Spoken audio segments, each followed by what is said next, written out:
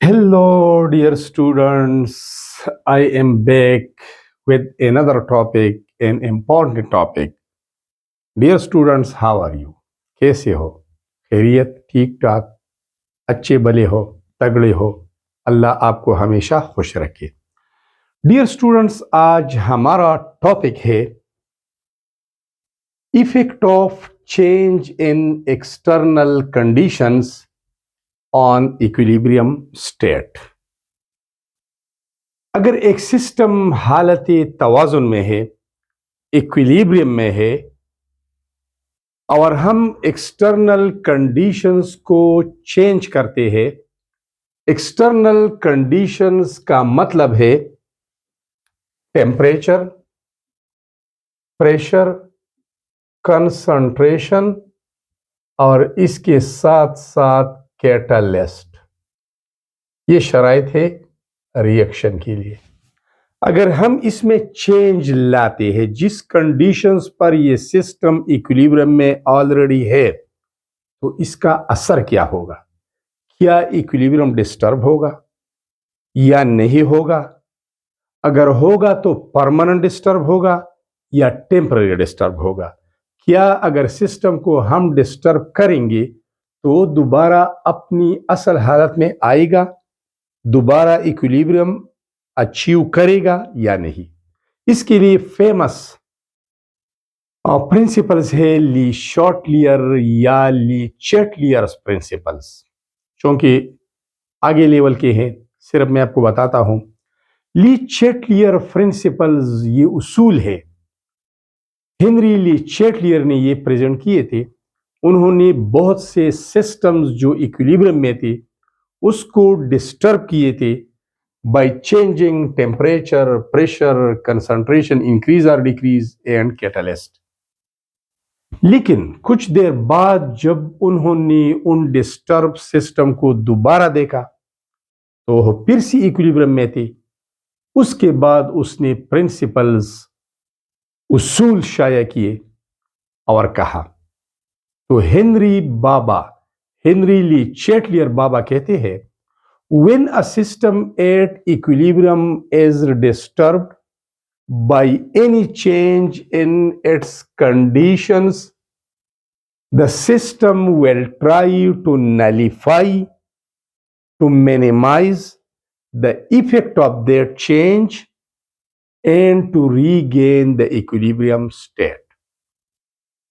ली Chatelier बाबा कहते हैं कि जब एक सिस्टम इक्विलिब्रियम में है, हम उसको किसी भी तरीके से डिस्टर्ब करें तो ये सिस्टम आरजी तौर पर तो डिस्टर्ब होगा, इक्विलिब्रियम इससे खत्म होगा, लेकिन ये सिस्टम ट्राई करेगा जो चेंज हम लाए हैं उसको इक्वलाइज करने के लिए, उसको खत्म करने के लिए, उसको कम करने के लिए, और सिस्टम दोबारा ट्राई करेगा कि इक्विलिब्रियम में आ जाए, और आ भी जाता है। ये प्रिंसिपल्स है। अब आते हैं, एक एक करके पढ़ते हैं। वैसे तो ये एक सिर्फ आपके बुक में दिया गया है, लेकिन हम थोड़ी डिटेल में पढ़ेंगे।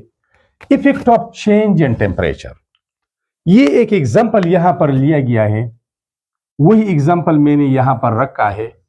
ये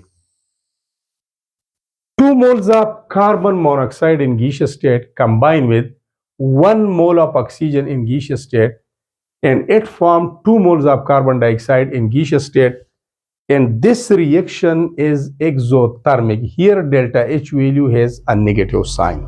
Negative sign means कि यहाँ पर ये हीट खारिज कर रहा है और प्रोडक्ट स्टेबलाइज हो रहे हैं। लेकिन एक्सोथर्मिक का मतलब ये है कि फॉरवर्ड रिएक्शन एक्सोथर्मिक है, रिवर्स एंडोथर्मिक होगा। क्लियर? जब एक एक्सोथर्मिक होगा, ये वैल्यू आपको एक्सोथर्मिक की नेचर बताएगी कि ये एक्सोथर्मिक है या एंडोथर्मिक है, फॉरवर्ड रिएक्शन की नेचर बताएगी ये वैल्यू। तो ये वैल्यू नेगेटिव है, इसका मतलब ये है कि यहां पर हीट खारिज हो रहा है, and those reactions during which heat is given out are called exothermic reactions. जब फॉरवर्ड एक्सोथर्मिक है तो रिवर्स एंडोथर्मिक होगा। ये उसूल है। अब बलिहाज टेम्परेचर हमारे पास दो केमिकल रिएक्शंस होते हैं, एक होता है एक्सोथर्मिक, एक होता है endothermic. Those chemical reactions during which heat is given out, वो chemical reaction जिसके दौरान हीट खारिज होती है from the system to the surrounding, उसको एक्सोथर्मिक बोलते हैं। Because the word exo means outside and therms mean heat, जब हीट आउटसाइड की तरफ जाता है एक्सोथर्मिक होगा। दूसरा एंडोथर्मिक रिएक्शन होते हैं। The word endo means inside and therm means heat. जब हीट अंदर की तरफ जाता है, सिस्टम की तरफ जाता है, सराउंडिंग से हीट एब्जॉर्ब होता है, तो उसको एंडोथर्मिक बोलते हैं। ठीक है, अब बात यह है कि इसका नेचर हो गया, जब एक रिएक्शन एंडोथर्मिक है, एंडोथर्मिक है, ये हीट एब्जॉर्ब करता है, तो इसका नेचर ये है कि ये हीट एब्जॉर्ब करता है। अब अगर हम हीट प्रोवाइड करेंगे इस सिस्टम को जो एंडोथर्मिक है, टेम्परेचर बढ़ाएंगे, तो उसके नेचर के मुताबिक हम काम कर रहे हैं, तो ये एंडोथर्मिक रिएक्शन स्पीड अप होगा बाय हीटिंग। जब एंडोथर्मिक रिएक्शन होगा, जितना भी हम टेम्परेचर प्रोवाइड करेंगे, हीट बढ़ाएंगे, तो ये स्पीड अप होगा। और it will slows down by cooling, जितना टेम्परेचर हम डाउन करेंगे, हीट कम देंगे, तो स्लो डाउन होगा, क्योंकि उनका नेचर ये है कि हीट एब्जॉर्ब करता है और हम टेम्परेचर डाउन करते हैं, उनके नेचर के खिलाफ काम करते हैं, तो इस वजह से वो स्लो डाउन होगा। इस तरह एक्सोथर्मिक रिएक्शन है। एक्सोथर्मिक रिएक्शन का नेचर ये है कि ये हीट खारिज करता है, इसका नेचर ये है। ठीक है, तो जब हम इसको हीट करेंगे, हीट प्रोवाइड करेंगे, टेम्परेचर बढ़ाएंगे, और ये तो टेम्परेचर हीट खारिज करता है और हम देते हैं, उसकी मर्जी के खिलाफ काम करते हैं, तो ये स्लो डाउन होगा। तो exothermic reaction slows down by heating and speeds up by cooling. जब हम इसे कूल करते हैं तो इसकी मर्जी के मुताबिक काम करते हैं, ये भी हीट खारिज, ये भी हीट खारिज कर रहा है, और हम भी इसे कूल करते हैं, इसकी मर्जी के मुताबिक काम हो रहा है, तो ये स्पीड अप होगा। सिंपल मिसाल मैं ले लेता हूं, जब बाजार से हम चूना लाते हैं जिसका फार्मूला ही CaO, फार्मूला क्या है? CaO है। यहां पर मैं लिखता हूं CaO, इसको कहते हैं क्विक लाइम। जब हम इसे पानी में डालते हैं तो ये हीट खारिज करता है, ये पानी गर्म करता है, एक्सोथर्मिक रिएक्शन है। अब आप ऐसा करें कि 2 बर्तन में पानी ले लें, एक में ठंडा पानी, एक में गर्म पानी, इक्वल मिकदार में कैल्शियम ऑक्साइड उसमें डाली, आधा घंटा बाद आ जाए, गर्म पानी वाला चूना हल नहीं होगा, और ठंडे पानी में जो आपने डाला था वो जल्दी हल होगा, क्योंकि ये रिएक्शन एक्सोथर्मिक है और आपने पानी गर्म डाला है, उसके नेचर के खिलाफ काम की है। इसका मतलब ये है कि exothermic reaction slows down by heating. अब आती है इस सिस्टम की तरफ, ये फॉरवर्ड रिएक्शन एक्सोथर्मिक है, so it will slows down by heating. अगर हम एक्सटर्नल कंडीशन जो कि टेम्परेचर है, effect of change in temperature on this particular reaction, forward reaction exothermic है, हीट खारिज करता है। अगर हम हीट बढ़ाएंगे, हीट देंगे, तो फॉरवर्ड स्लो डाउन हो जाएगा। जब फॉरवर्ड स्लो होगा तो हीट देने से तो एंडोथर्मिक स्पीड अप होता है, endothermic speed up by heating, तो ये इसकी रफ्तार कम होगी, रिवर्स की रफ्तार ज्यादा होगी, और सिस्टम डिस्टर्ब होगा, इक्विलिब्रियम डिस्टर्ब होगा। तो ये था effect of change in temperature on the equilibrium state, के टेम्परेचर बढ़ाने से या घटाने से, कम करने से इक्विलिब्रियम डिस्टर्ब होता है। और ये कंडीशन भी है, पिछले लेक्चर में हमने पढ़ा है कि temperature must be kept constant, temperature constant होगा, अदरवाइज रिएक्शन इक्विलिब्रियम डिस्टर्ब होगा। अब टेम्परेचर हमने बढ़ाया, डिस्टर्ब किया, अब टेम्परेचर को डाउन करते हैं, तो टेम्परेचर कम करने से ये वाला रिएक्शन स्पीड अप होगा, exothermic. Exothermic speeds up by cooling, temperature कम करने से ये स्पीड अप होगा, ये तो स्पीड अप होगा, लेकिन एंडोथर्मिक टेम्परेचर घटाने से, कम करने से स्लो डाउन होगा। जब टेम्परेचर कम करेंगे हम तो ये स्लो होगा, endothermic reaction slows down by cooling. मतलब मेरा ये है कि अगर हम टेम्परेचर चेंज करते हैं, कम करते हैं, तो ये वाला स्पीड अप होगा फॉरवर्ड और ये वाला स्लो डाउन होगा। जब एक की स्पीड बढ़ेगी दूसरी की कम होगी तो सिस्टम डिस्टर्ब होगा, इक्विलिब्रियम स्टेट खत्म हो जाएगा। लेकिन अकॉर्डिंग टू ली शॉर्टलियर प्रिंसिपल कुछ देर बाद दोबारा सिस्टम इक्विलिब्रियम में आ ही जाएगा। क्लियर है? अब आती है effect of change in concentration. ये वाला रिएक्शन मैंने दोबारा लिखा है, ये एग्जांपल लिया है। बलिहाज कंसंट्रेशन चेंज हम इक्विलिब्रियम को कैसे डिस्टर्ब कर सकते हैं? हाँ, डिस्टर्ब कर सकते हैं। Concentration of reactants and products must be kept constant. It is condition for equilibrium. ये शर्त है, शर्त कि जब इक्विलिब्रियम सिस्टम इक्विलिब्रियम में आ जाता है तो इसके बाद न आपने कंसंट्रेशन ऐड करना है, न हटाना है, रिमूव करना है, अदरवाइज ये डिस्टर्ब होगा। अब आते हैं इसकी तरफ।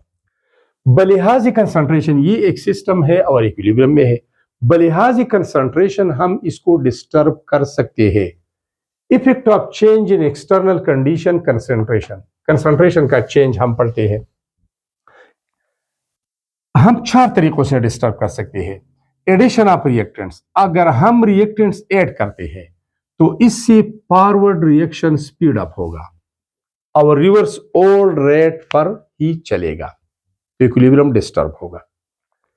By the removal of reactants, अगर हम रिएक्टेंट्स को हटाते हैं इक्विलिब्रियम मिक्सचर से तो इसकी मिकदार कम होगी, तो फॉरवर्ड रिएक्शन स्लो होगा, रिवर्स रिएक्शन स्पीड अप होगा। जब एक स्लो होगा दूसरा स्पीड अप होगा, फिर भी इक्विलिब्रियम डिस्टर्ब हुआ। By the addition of products, अगर हम इस इक्विलिब्रियम मिक्सचर को प्रोडक्ट्स ऐड करेंगे तो इसकी कंसंट्रेशन बढ़ेगी, रिवर्स रिएक्शन स्पीड अप होगा और ये फॉरवर्ड ओल्ड रेट पर रहेगा, तो फिर भी इक्विलिब्रियम डिस्टर्ब हुआ। By the removal of products, जब हम प्रोडक्ट्स को हटाएंगे, इसकी कंसंट्रेशन कम करेंगे, तो इसकी मिकदार को पूरा करने के लिए फॉरवर्ड रिएक्शन स्पीड अप होगा। जब ये स्पीड अप होगा, ये ओल्ड रेट पर रहेगा, तो फिर भी इक्विलिब्रियम डिस्टर्ब होगा। जब एक की रेट ज्यादा होगी दूसरी की कम होगी, वो तो इक्विलिब्रियम नहीं है। इक्विलिब्रियम स्टेट किसी कहते हैं? When the rate of forward reaction becomes equal to the rate of reverse reaction. मतलब ये है कि कंसंट्रेशन ऑफ रिएक्टेंट्स कम करने से, ज्यादा करने से, प्रोडक्ट्स की कंसंट्रेशन कम करने से, ज्यादा करने से इक्विलिब्रियम डिस्टर्ब होता है। And this is called effect of change in concentration, effect of change in concentration on the equilibrium state. अब आते हैं effect of change in pressure. एक बात यह है, जहन में याद रखिए कि अगर इक्विलिब्रियम सॉलिड्स के दरमियान है या लिक्विड्स के दरमियान है और हम बैरूनी दबाव को बढ़ाते हैं या कम करते हैं, तो उसका इक्विलिब्रियम स्टेट पर कोई असर नहीं होगा। इक्विलिब्रियम ही रहेगा, सिस्टम डिस्टर्ब नहीं होगा। क्यों? Because solids and liquids are incompressible, ये कंप्रेस नहीं होते। हाँ, अगर इक्विलिब्रियम है गैसियस मटेरियल के दरमियान, गैसियस सब्सटेंसेस के दरमियान, गैसेस है, तो gases are highly compressible. Pressure बढ़ाने से वो कंप्रेस होते हैं, प्रेशर कम करने से उसका वॉल्यूम बढ़ जाता है। तो pressure change has effect on the equilibrium system containing gases, reactants भी गैसेस और प्रोडक्ट्स भी गैसेस। अब 3 तरह के हैं। एक बात, effect of change in pressure पढ़ेंगे। यहां पर आपके साथ है 1 मोल नाइट्रोजन, ये भी 1 मोल है, टोटल मोल्स 2 है लेफ्ट साइड पे। राइट साइड पे भी टोटल मोल्स ऑफ प्रोडक्ट्स है 2, इक्वल है। तो इस सिस्टम पर प्रेशर बढ़ाने या घटाने से कोई असर नहीं होगा, इक्विलिब्रियम डिस्टर्ब नहीं होगा। There is no effect of change in pressure on the equilibrium state containing equal number of moles of reactants and products. इस पर कोई असर नहीं होगा। दूसरा केस, यहां पर आप देखिए 2 मोल्स कार्बन मोनोऑक्साइड है, 1 मोल ऑक्सीजन है, टोटल 3 मोल्स है। और राइट साइड पे नंबर ऑफ मोल्स 2 है। राइट साइड पे वॉल्यूम कम है, नंबर ऑफ मोल्स जब कम है तो थोड़ा जगह घेरेगा, कम जगह घेरता है, और जब नंबर ऑफ मोल लेफ्ट पे ज्यादा है तो ज्यादा जगह घेरता है, तो वॉल्यूम यहां जाहिर है ज्यादा होगा। अब एक्सटर्नल प्रेशर बढ़ाने से, क्योंकि वॉल्यूम कम होता है, जब प्रेशर बढ़ता है तो वॉल्यूम कम होता है, एक्सटर्नल प्रेशर बढ़ाने से फॉरवर्ड रिएक्शन स्पीड अप होगा। जब फॉरवर्ड स्पीड अप होगा, रिवर्स तो वैसा ही रहेगा, तो इक्विलिब्रियम डिस्टर्ब होगा। प्रेशर कम करने से रिवर्स स्पीड अप होता है और फॉरवर्ड ओल्ड रेट पर चलता है, फिर भी इक्विलिब्रियम डिस्टर्ब होगा। इसका मतलब यह है कि जब number of moles of reactants and products equal ना हो तो प्रेशर का असर होगा इक्विलिब्रियम सिस्टम पर, और वह डिस्टर्ब होगा, प्रेशर बढ़ाने से भी और प्रेशर कम करने से भी। एक और एग्जांपल, यहां पर नंबर ऑफ मोल्स रिएक्टेंट्स के है 1 और यहां पर है 1 और 1 टोटल 2, तो यहां पर लेफ्ट साइड पे नंबर ऑफ मोल्स कम है, इसमें राइट साइड पे कम थे, इसमें लेफ्ट साइड पे कम है। जब लेफ्ट साइड पे 1 मोल है तो वॉल्यूम कम होगा, थोड़ा जगह घेरेगा, और जब राइट पे वॉल्यूम नंबर ऑफ मोल ज्यादा है तो इसका वॉल्यूम ज्यादा होगा। अब प्रेशर बढ़ाने से ये रिवर्स रिएक्शन स्पीड अप होगा, बमुकाबिला फॉरवर्ड तो सिस्टम डिस्टर्ब होगा। प्रेशर कम करने से फॉरवर्ड स्पीड अप होगा और रिवर्स ओल्ड रेट पर रहेगा, मतलब डिस्टर्ब होगा। सिंपल बात यह है कि जब एक रिएक्शन स्पीड अप होता है, दूसरा स्लो डाउन होता है या ओल्ड रेट पर चलता है, तो इक्विलिब्रियम तो खत्म हो गया। तो इसका मतलब यह है कि pressure change has the effect on the equilibrium state containing gases.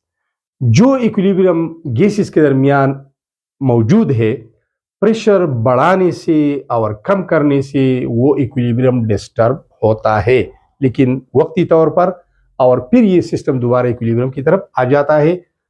अब आते हैं आखिर में effect of catalyst. Catalyst use करने से या यूज न करने से क्या होगा? अगर एक रिएक्शन है बगैर कैटलिस्ट के चलता है, फर्ज करें पोटाशियम क्लोराइड है KClO3, और ये ब्रेक होता है पोटाशियम क्लोराइड को और ऑक्सीजन को, ये हो गया, ये बैलेंस है, ये इक्विलिब्रियम स्टेट है। अगर हम बगैर कैटलिस्ट के ये रिएक्शन कैरिड आउट करते हैं तो टाइम ज्यादा लगेगा, इक्विलिब्रियम एस्टेब्लिश होगा आफ्टर अ लॉन्ग टाइम। अगर हम कैटलिस्ट का इस्तेमाल करते हैं, यहां पर कैटलिस्ट इस्तेमाल करते हैं, फास्फोरस या कोई और कैटलिस्ट इस्तेमाल करते हैं, तो सिर्फ और सिर्फ catalyst, what is catalyst? A chemical substance which speeds up the rate of chemical reaction. वो chemical substance, atom, ion, molecule या कंपाउंड या फार्मूला यूनिट जो केमिकल रिएक्शन को स्पीड अप करता है, उसको कैटलिस्ट कहते हैं। The catalyst has no effect on the equilibrium state. Equilibrium पर कैटलिस्ट का कोई भी असर नहीं है। It just save time, सिर्फ टाइम कम करता है। It helps to achieve the equilibrium in earlier time. मतलब यह है कि कैटलिस्ट का काम क्या है? रिएक्शन को स्पीड अप करना। जब आप कैटलिस्ट ऐड करेंगे तो क्या होगा? रिएक्शन स्पीड अप होगा। कौन सा रिएक्शन? रिएक्शन तो दो है, फॉरवर्ड भी स्पीड अप होगा, रिवर्स भी स्पीड अप होगा। ऐसा नहीं होगा कि कैटलिस्ट एक को स्पीड अप करेगा, दूसरों को स्लो डाउन करेगा, रिवर्स को स्लो करेगा, फॉरवर्ड को स्पीड अप करेगा, फॉरवर्ड को स्लो डाउन करेगा और रिवर्स को स्पीड अप करेगा। नो, रिएक्शन दोनों एक जैसी है। कैटलिस्ट इसको भी, इसका रेट भी बढ़ाएगा, इसका भी बढ़ाएगा, दोनों एक ही रेट से बढ़ेंगे, तो इक्विलिब्रियम पर कोई भी असर नहीं होगा। इक्विलिब्रियम ही रहेगा, अलबत्ता इक्विलिब्रियम जल्दी अचीव होगा और टाइम सेव होगा। तो कैटलिस्ट का कोई भी असर नहीं है। अगर आप यूज करते हैं तो अपना टाइम सेव करते हैं, नहीं यूज करते तो लॉन्ग टाइम लगेगा, ज्यादा वक्त लगेगा इक्विलिब्रियम अचीव करने में। So students, these were all about the effect of external conditions, effect of change in external condition and the equilibrium state। मतलब ये है, खुलासा ये है कि जब भी हम बैरूनी कंडीशंस को चेंज करते हैं, टेम्परेचर, प्रेशर, कंसंट्रेशन को, तो इक्विलिब्रियम डिस्टर्ब होता है, लेकिन परमानेंटली नहीं। कुछ देर बाद दोबारा सिस्टम इक्विलिब्रियम में आ जाता है। These were all about this topic. Thanks a lot for watching the video.